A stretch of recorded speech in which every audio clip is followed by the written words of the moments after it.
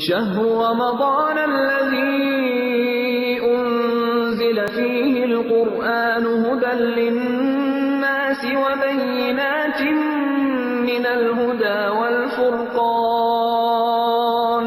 فمن شهد منكم الشهر فليصمه ومن كان مريضا أو على سفر فعدة من أيام أخر. الحمد للہ رب العالمین والصلاة والسلام علی سید الانبیاء والمرسلین اما بعد فاعوذ باللہ من الشیطان الرجیم بسم اللہ الرحمن الرحیم. قابل احترام، آج کی تراویح میں ہم 4 قرآن مجید کی مکمل صورتیں انشاءاللہ سننے کی سعادت حاصل کریں گے، اور اپنے مکی اور مدنی مزاج کے اعتبار سے ان میں ایک سورہ مبارکہ مدنی ہے، باقی 3 صورتیں اپنا مکی مزاج رکھتی ہیں.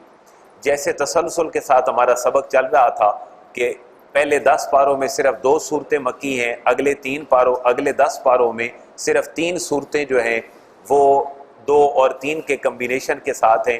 یہ اگر بات ہم 25ویں پارے تک آگے بڑھائیں تو صرف ایک صورت ہمیں سورہ احزاب مدنی نظر آتی ہے، ورنہ یہ تمام مکی صورتوں کا ایک تسلسل ہے. سب سے پہلی سورہ مبارکہ سورہ سجدہ ہے.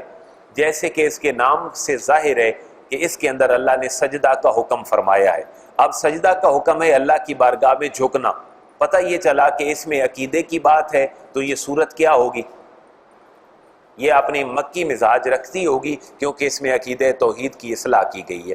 صرف 30 آیات مبارکہ اس سورہ مبارکہ کے اندر موجود ہیں، اور اس کے اندر ایک غور طلب بات یہ ہے کہ اللہ الذی خلق السماوات والارض وما بینہما فی 6 ایام ثم استوی علی العرش. اللہ نے زمین و آسمان 6 دنوں میں بنائے اور پھر اللہ عرش پر قرار پذیر ہو گیا. اس کا معنی کیا ہے کہ کیا تھکاوٹ کے بعد ایسا ہوا؟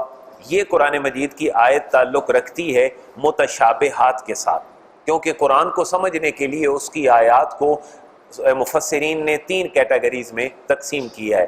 پہلی وہ آیات ہیں جن کو محکم آیات کہا جاتا ہے، جن کو لیگل ورسز کہا جاتا ہے، جن سے میری اور آپ کی زندگی کے احکامات مستنبط ہوتے ہیں، اور وہ تعداد میں تقریباً 500 کے راؤنڈ اباؤٹ ہیں. اس کے بعد دوسری آیات ہیں جن کو ہم مقطعات کہتے ہیں، جیسے الف لام میم طٰ یاسین. تیسری قرآن کی آیات کی قسم ہے متشابہات. متشابہات کا معنی یہ ہے کہ اللہ نے زمین و آسمان بنائے، پھر اللہ قرار پذیر ہو گیا اپنے تخت پر. اس کا معنی یا تو اللہ جانتا ہے یا پھر اس کا رسول جانتا ہے، کیونکہ بیٹھنے کے لیے انسان کو سہارے کی ضرورت ہے اور خالق سہارے کا محتاج نہیں ہے. لیکن اس کا مفہوم کیا ہے یہ اللہ بہتر جانتا ہے. میرے اور آپ کے لیے جو آیات متعلقہ ہیں وہ ہیں جن کو ہم لیگل ورسز کہتے ہیں، جو نکاح کے متعلق ہیں، طلاق کے متعلق ہیں اور باقی چیزوں کے متعلق ہیں. اس کے بعد چونکہ یہ صورت مکی ہے تو اللہ فرما رہا ہے بھائی تمہارا خالق وہ ہے الذی احسن کل شیء خلقہ، جس نے تمام کائنات کو بہترین انداز میں تخلیق فرمایا. آپ ذرا غور کریں، انسانی باڈی کے اندر اگر بینڈ نہ ہوتے تو انسان کیسے سروائیو کرتا؟ وہ کھڑے کا کھڑا رہتا. بیٹھنے کے لیے، لیٹنے کے لیے، پکڑنے کے لیے، ہر کیفیت میں اللہ نے انسان کو بڑے کمال انداز میں تخلیق فرمایا. تو مکی صورت میں اللہ فرما رہا ہے تمہارا خالق وہ ہے جس نے تمہیں بڑے کمال انداز پہ پیدا فرمایا. صورت کا نام سجدہ، اس کے اندر سجدہ ہے. ہم اپنی دوسری رکعت میں سجدہ بھی کریں گے. سجدے کی فلسفی میں نے آپ کو عرض کی تھی کہ سجدہ ہم کیوں کرتے ہیں. جن آیات میں آیات سجدہ ہوتی ہے اس کی 3 ریزنز ہیں. یا تو اس کے اندر ان لوگوں کا تذکرہ ہوتا ہے کہ جو سجدہ کرتے تھے، یا ان لوگوں کا تذکرہ ہوتے ہے جو سجدہ نہیں کرتے تھے، یا پھر اس کے اندر جو ورڈنگ ہے اس میں اللہ حکم فرما رہا ہے کہ تم سجدہ کرو. تو تینوں صورتوں میں مجھے اور آپ کو سجدہ کرنے کا حکم ہے. ایک بات جو روزانہ کے سبق میں ہے وہ آج بھی، قرآن کا انداز تقابلی ہے. قرآن جب مومن کا تذکرہ کرتا ہے تو اس کے ساتھ کافر کا بھی تذکرہ کرتا ہے. مومن کا اچھا انجام اور کافر کا برا انجام. اس صورت میں بھی آپ دیکھیں گے بڑے سادہ سے آسان سے الفاظ میں، ام الذین آمنوا وعملوا الصالحات، وہ لوگ جو ایمان لائے اور اعمال صالح کیے، فلہم جنات المأوی نزلا بما کانوا یعملون، اللہ نے ان کے لیے جنتیں تیار کر رکھی ہیں تقابلی انداز کا تقاضا یہ ہے کہ اب کن کا ذکر ہو؟ کفار کا ذکر بھی ہو۔ اللہ فرما رہے وَأَمَّا الَّذِينَ فَسَقُوا فَمَأْوَاهُمُ النَّارُ، جنہوں نے اللہ اور اس کے رسول کی نافرمانی کی ان کا ٹھکانہ نار ہے، ان کا ٹھکانہ آگ ہے اور دوزخ ہے۔ یہ قرآن کا تقابلی انداز ہے، آپ جب بھی قرآن کو کھول کے پڑھیں گے۔ اس کے بعد دوسری صورت ہے سورہ احزاب۔ احزاب ہے کے ساتھ ہے، جو جیم کے بعد ہے جس کو ہم ہا بولتے ہیں۔ احزاب جمع ہے، اس کا معنی ہے حزب، حزب کا معنی ہے گروہ، جیسے حزب الرحمان اللہ کا گروہ اور حزب الشیطان شیطان کا گروہ۔ یہ جو سورہ مبارکہ جس کا نام احزاب ہے، اس کی وجہ یہ ہے کہ اسلامی تاریخ میں حضور کی جنگی حکمت عملی میں دوسرا بڑا معرکہ غزوہ احزاب ہے۔ غزوہ بدر کے بعد احد اور احد کے بعد ہے احزاب۔ تو اس کے اندر اہل مکہ نے اور کفار اور مشرکین نے یہ سوچا کہ ہم چند لوگ اگر مل کے لڑیں گے تو بات نہیں بنے گی، ہم کیوں نہ ہر قبیلے کا بندہ شامل ہو کے پوری سٹرینتھ کے ساتھ مسلمانوں کے خلاف لڑیں۔ چونکہ ہر قبیلے کا بندہ شامل تھا اور مسلمانوں کے خلاف لڑائی تھی، تو پوری سورت کا نام ہی کیا رکھا گیا؟ سورہ احزاب۔ اور اس کے اندر سورہ احزاب کا پورا بیان ہے۔ اللہ فرما رہے ذرا غور کرو کہ تم تو شکست کھانے لگے تھے اور تمہارے کلیجے منہ کو آنے لگے تھے، وَبَلَغَتِ الْقُلُوبُ الْحَنَاجِرَ، لیکن تمہیں فتح جس نے دی وہ تمہارا رب ہے۔ اور یہ سورت اپنے مزاج کے اعتبار سے مدنی ہے، اور ایک قرآن کو پڑھنے کے لیے بات چھوٹی سی ہے لیکن بہت فائدہ مند ہے۔ آپ جہاد کا حکم اور غزوات کا حکم اور شہیدوں کا حکم، شہیدوں کی بیواؤں کا حکم، شہیدوں کی پراپرٹیز کی تقسیم کا حکم ہمیشہ مدنی صورتوں میں دیکھیں گے، آپ کو مکی صورتوں میں یہ بات کبھی نظر نہیں آئے گی، کیونکہ جہاد کا حکم اور اذن ہی مسلمانوں کو تب ملا جب آپ مکہ سے مدینہ تشریف لے آئے، اور حضور کی عمر مبارک 53 سال سے ایکسیڈ کر چکی تھی، اور غزوہ بدر آپ کا 54 سالہ عمر مبارکہ میں ہوا۔ تو سورہ احزاب مدنی صورتوں میں اتنی کمال کی سورہ مبارکہ ہے جس کے اندر اللہ نے بہت سارے احکامات کو بیان فرمایا ہے۔ انقلابی نوعیت کی اللہ نے اس کے اندر اصلاحات فرمائی ہیں۔ وہ انقلاب کہاں سے ہے؟ مرد سے عورت تک، عورت سے مرد تک۔ بھائی اگر معاشرے کو برائی سے بچانا چاہتے ہو تو اپنی خاتون کو، اپنی عورت کو اور اپنی گھر والی کو، وہ کسی بھی کیٹیگری میں ہے، ماں ہے، بیٹی ہے، بیوی ہے، اس کو اس کیفیت میں رکھو جس کیفیت میں اس کے خالق نے اس کو رہنے کا حکم فرمایا۔ پردے کا حکم اس کے اندر ہے۔ کیوں؟ اسلامی معاشرہ مدنی بنیادوں پہ تب اٹھ سکتا ہے جب اس سے برائی دور ہو جائے، اور برائی کب دور ہوگی؟ جب اللہ کا حکم پورا ہوگا۔ گھر میں داخل ہونے سے لے کر عورت کے گھر سے باہر نکلنے تک اللہ نے پردے کا حکم اور عورت کی نفسانیت کو مد نظر رکھ کر احکامات ارشاد فرمائے۔ اور پھر ایک بڑی لذیذ بات یہ فرمائی کہ تمہارے اندر دل کتنے ہیں؟ ایک۔ اور پھر تم یہ کہتے ہو کہ میں دنیا داری سے بھی محبت کروں اور اس کے ساتھ میرے رب کی اور رسول کی محبت بھی میرے دل میں ہو۔ تو اللہ فرما رہا ہے ما جعل اللہ لرجل من قلبین فی جوفہ، اللہ نے کسی بندے کے اندر دو دل نہیں رکھے کہ ایک کے اندر دنیا کی محبت ہو اور اس کے لیے وہ سود بھی کھاتا رہے، قتل و غارت بھی کرتا رہے، جھوٹ بھی بولتا رہے، دھوکہ بھی دیتا رہے، اور کہے کہ میرے دل کا ایک کارنر یا میرا دل ایک ایسا بھی ہے جس میں اللہ رسول کی محبت ہے۔ تو اللہ فرما رہا ہے ایسا نہیں ہو سکتا، تمہارا دل ایک ہے تو محبت بھی اس میں ایک کی ہو سکتی ہے، اور وہ محبت بہتر یہ ہے کہ خدا اور اس کی رسول کی رکھو۔ دوسرا بڑا حکم مدنی صورتوں کا وہ یہ تھا کہ ایڈاپٹڈ سن، جس کو ہم لے پالک کہتے ہیں، گود میں لیا ہوا بچہ، وہ اسلام سے پہلے پراپرٹی میں شریک ہوتا تھا، اور وہ چاپلوسی اور اپنی چرب زبانی کی وجہ سے لوگوں کے دل موہ کر ان سے بہت کچھ ہتھیا لیتا تھا۔ اللہ فرما رہا ہے تمہارا منہ بولا بیٹا تمہاری پراپرٹی میں شریک نہیں ہے، وہ تمہاری بیٹیوں کے لیے ایسے ہے جیسے ایک غیر محرم شخص ہے۔ اس بندے کو جو تمہارا ایڈاپٹڈ سن ہے اس کو تم اپنے باپ کے نام سے بلاؤ، وہ تمہارا کچھ نہیں لگتا، تمہارے لیے غیر محرم ہے، صرف تمہاری دلی تسکین کے لیے وہ تمہارا ہے، ادروائز وہ پردہ بھی اس سے لازم ہے، تمہاری پراپرٹی کے اندر شریک بھی نہیں۔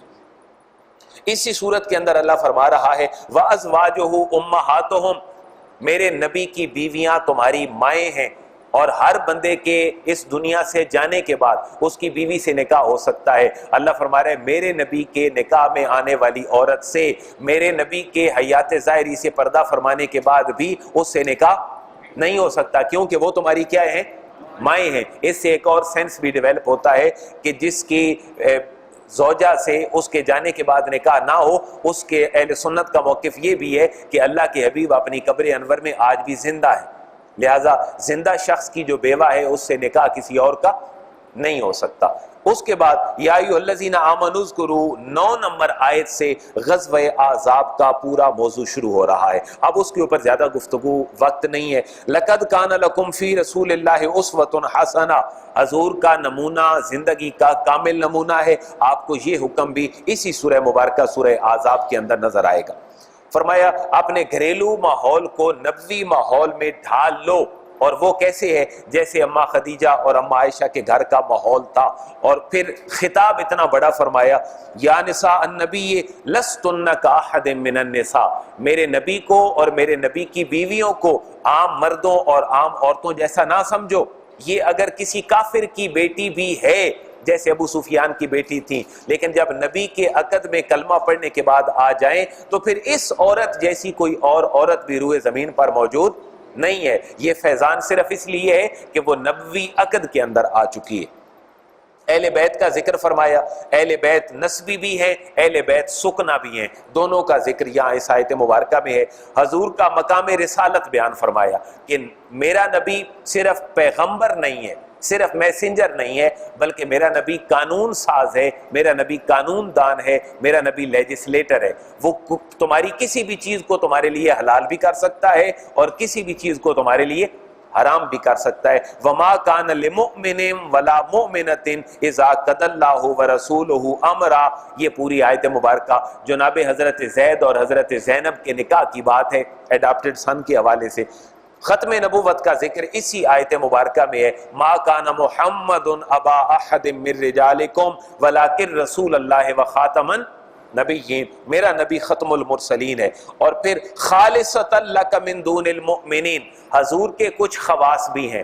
امتی 4 شادیاں کر سکتا ہے بیک وقت، اللہ فرما رہا ہے میرا نبی بیک وقت 4 سے زیادہ بھی کر سکتا ہے۔ اگر اس کا تفصیلی مطالعہ درکار ہو تو 50 نمبر آیت مبارکہ ذرا گھر جا کر پڑھیے گا سورہ احزاب کی، خالصۃ لک من دون المؤمنین، محبوب یہ کسی اور کا اعزاز نہیں، یہ اعزاز صرف آپ کا ہے جو اللہ نے آپ کو اختیارات عطا فرمائے۔ میری اور آپ کی بیٹیوں کو، بہنوں کو، ماؤں کو گھر کے اندر گفتگو کا سلیقہ بھی اللہ نے بتایا، اور وہ کیا ہے؟ وَإِذَا سَأَلْتُمُوهُنَّ مَتَاعًا فَاسْأَلُوهُنَّ مِنْ وَرَاءِ حِجَابٍ، جب کوئی باہر سے آدمی آئے اور گفتگو کرے تو اندر سے ان کی آواز پردے کے پیچھے سے ہونی چاہیے، اور آواز اتنی فلیکسیبل نہ ہو کہ کسی بندے کے دل کے اندر مرض ہو تو وہ اس کی طرف اور جھکاؤ کرے۔ اس کی آواز میں درستگی بھی نہیں ہونی چاہیے، لیکن کمال طریقے سے اس کی گفتگو ہو۔ ذالکم اطہر لقلوبکم وقلوبہن، تمہاری گفتگو کا صرف انداز ہی تمہارے لیے بھی بہتر ہے، اور عورتوں کے لیے بھی بہتر ہے، اور مردوں کے لیے بھی بہتر ہے۔ بہت بڑی آیت مبارکہ، ان اللہ وملائکتہ یصلون علی النبی، یہ 56 نمبر آیت مبارکہ درود پاک کا حکم ہے۔ پردے کا حکم اللہ نے اپنے محبوب کی بیویوں کی نسبتوں سے میرے اور آپ کی ماؤں بہنوں کی ایک تقدیس کا انتظام کرتے ہوئے فرمایا۔ قیامت کے احوال کو اللہ نے بیان فرمایا، یا ایھا الذین آمنوا اتقوا اللہ وقولوا قولا سدیدا، جس کو شاید میں اور آپ بڑا گناہ نہیں سمجھتے اللہ نے وہ بیان فرمایا ہے، اور وہ کیا ہے؟ ذرا سنیے گا غور سے۔ اے ایمان والو، اللہ سے ڈرو اور سیدھی سیدھی بات کر دیا کرو۔ یہ جو تم سیدھی سیدھی بات نہیں کرتے، اس کی وجہ سے تمہارے لیے مسائل پیدا ہو جاتے ہیں۔ تم اللہ سے ڈرو اور سیدھی بات کرو، اللہ تمہیں 2 ریوارڈ عطا فرمائے گا۔ یصلح لکم اعمالکم، تمہارے اعمال کی اللہ اصلاح فرما دے گا۔ ویغفر لکم ذنوبکم، تمہارے گناہ بھی اللہ بخش دے گا۔ پتہ یہ چلا کہ سچ بولنے سے صرف نیکی نہیں لکھی جاتی، بلکہ سچ بولنے سے اللہ سابقہ غلطیوں کو بھی معاف فرما دیتا ہے۔ اور پھر میرے اور آپ کے لیے ایک جملہ ارشاد فرمایا، انہ کان ظلوما جہولا، میں نے قرآن کو پیش کیا پہاڑوں پر تو انہوں نے انکار کر دیا، حضرت انسان نے اس کو قبول کر لیا، جلد باز ہے۔ انہ کان ظلوما، تھوڑا سا ظلم بھی کرتا ہے، وجہولا، اور تھوڑی سی کبھی کبھی جہالت بھی کر جاتا ہے۔ لہذا کسی انسان کو ظالم اور جاہل کہنے سے نہ اس کو غصہ کرنا چاہیے اور نہ یہ گالی کنسیڈر ہوتی ہے، کیونکہ اللہ ہر انسان کو کیا فرما رہا ہے؟ انہ کان ظلوما جہولا۔ لہذا اپنا غصہ نکالنا ہو تو ان الفاظ میں نکال لیا کریں، کسی کو ظالم کہنے سے، کسی کو جاہل کہنے سے، کیونکہ یہ بھی ایک قرآن کی تعلیم ہے۔ سورہ سبا ہماری تیسری سورت ہے، مکی سورت ہے، قوم سبا، ملکہ بلقیس، آپ نے یمن کا واقعہ بھی پڑھا اور سنا خطیبوں سے قرآن میں۔ سبا ایک شخص کا نام تھا جس کے بارے میں مفسرین لکھتے ہیں اس کے 10 بیٹے تھے، جن میں سے 6 یمن میں آباد ہوئے، 4 شام میں آباد ہوئے، اور اللہ نے اس قوم سبا کا شخص کا اور اس کی اولاد کا تذکرہ اس صورت کے اندر فرمایا ہے، اور مجھے اور آپ کو ایک سوچ دی ہے۔ اللہ فرما رہے قوم سبا کو ذرا دیکھو، یہ بڑے خوشحال تھے اور ان کی کھیتی باڑی کا کام بڑے عروج کے اوپر تھا، ان کے لہلہاتے ہوئے کھیت تھے، لیکن انہوں نے اللہ کی نافرمانی شروع کی، اللہ نے ان کے کھیتوں کو تباہ و برباد فرما دیا، اور پھر ان کے کھیتوں میں پھل نہیں اگتے تھے، پھول نہیں کھلتے تھے، بلکہ خود ساختہ جڑی بوٹیاں اگتی تھیں، اور یہ کھانے پینے سے بھی ترس کر بیٹھ گئے۔ اللہ فرما رہے اس قوم کے ذرا احوال کو اپنے سامنے رکھو۔ یہ سورت مکی ہے تو سورت کا نام ہی سورہ سبا ہے، اور سبا قوم کی وجہ سے سورت مکی ہے۔ مکی صورتوں کے اندر اللہ کے نبی کو صبر کا حکم ہے، اور دوسرا اللہ کے نبی کو شکر کا حکم ہے۔ اس آیت میں بھی اللہ فرما رہا ہے اے ملو آل داؤد شکرا، اے آل داؤد شکر کیا کرو، کیونکہ وَقَلِيلٌ مِّنْ عِبَادِيَ الشَّكُورُ، اللہ خود فرما رہا ہے میرے بندوں میں سے بڑے تھوڑے ہیں جو میرا شکر ادا کرتے ہیں۔ لہذا میرے اور آپ کے شکر ادا کرنے کا بہتر طریقہ کیا ہے؟ دل کے ساتھ اللہ کی نعمتوں کا شکر، زبان کے اوپر کلمہ شکر، اور ہمارے اعضاء میں اللہ نے جو ہمیں طاقت دی ہے اس کے ساتھ نیک کام کر کے اس کا شکر ادا کیا جائے۔ حضور صرف ایک زمانے کے نبی نہیں بلکہ حضور ہر زمانے کے نبی ہیں، اس کا اعلان اللہ نے 28 نمبر آیت مبارکہ میں فرمایا وما ارسلناک الا کافۃ للناس بشیرا ونذیرا، صرف محبت نہیں، صرف خوشخبری نہیں، بلکہ سختی والا پہلو بھی میرے محبوب کی ذات کے اندر موجود ہے، تو آپ بھی اسی کو اڈاپٹ کریں۔ شرف انسانی کا دار و مدار تقوی کے اوپر ہے، تمہاری اولاد اور تمہارے مال کے اوپر نہیں ہے۔ اللہ نے بڑے واضح الفاظ میں اس کا اعلان فرمایا۔ آخری صورت ہے مختصر سی سورہ فاتر۔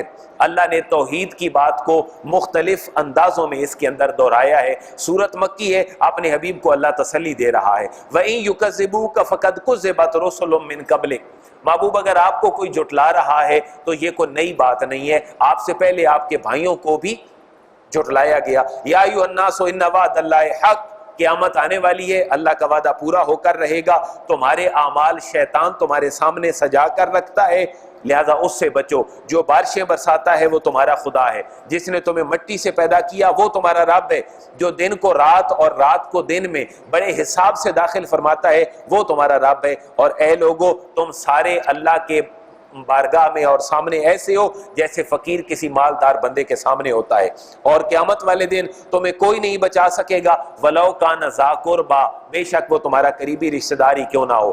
اللہ فرما رہا ہے کبھی دیکھنے والا اور نہ دیکھنے والا برابر نہیں ہو سکتے، کبھی تاریکی اور نور برابر نہیں ہو سکتے، کبھی گرمی اور سردی برابر نہیں ہو سکتے، کبھی زندہ اور مردہ برابر نہیں ہو سکتے۔ ان چاروں مثالوں میں جو پازیٹیو ہیں وہ بندے مومن کے لیے ہے، اور جن کے اندر دوسرا پہلو ہے وہ اللہ نے کفار کے لیے رکھا ہے۔ اللہ تعالیٰ سے دعا یہ ہے اللہ اس مکی اور مدنی مزاج کے مطابق مجھے اور آپ کو قرآن سمجھنے کی توفیق دے۔ سورہ فاتر کی آخری آیت تھوڑی سی غور طلب ہے۔ اللہ فرما رہا ہے اگر میں لوگوں کے اعمال کے بعد لوگوں کو پکڑتا تو پھر کوئی بھی زندہ زمین کے اوپر چلتا پھرتا نظر نہ آتا۔ اللہ فرما رہا ہے یہ میری رحمت ہے کہ میں نے بندوں کی کوتاہیوں کے باوجود بھی ان کو زمین پر چلنے پھرنے کی طاقت اور اجازت عطا فرمائی ہے۔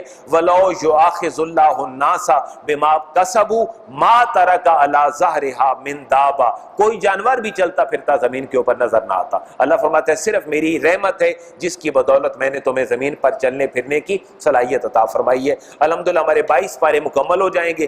سورہ یاسین کا آغاز کل سے ہوگا، اور پھر انشاءاللہ ایک ایک پارہ روز کی بنیاد پر ہماری تلاوت ہوتی رہے گی۔ اللہ سمجھ کر عمل کرنے کی توفیق نصیب فرمائے۔ وما علیہ الا البلاغ۔